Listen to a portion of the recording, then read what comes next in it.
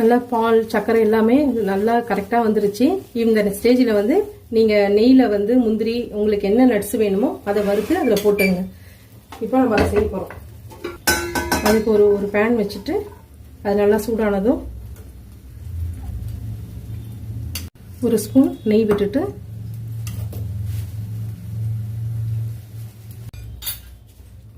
அதில் முந்திரி,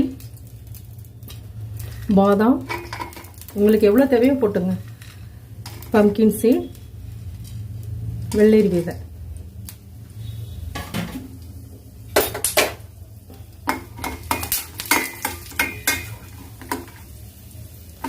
இப்போ அளவுக்கு நல்லா வறுத்தாச்சு. இதை வந்து நம்ம இந்த அல்வா செஞ்சுருக்கோம்ல பம்கின் அல்வா அதில் நம்ம விட்டுக்கலாம். இப்போ இதை நம்ம கிளறிடலாம்.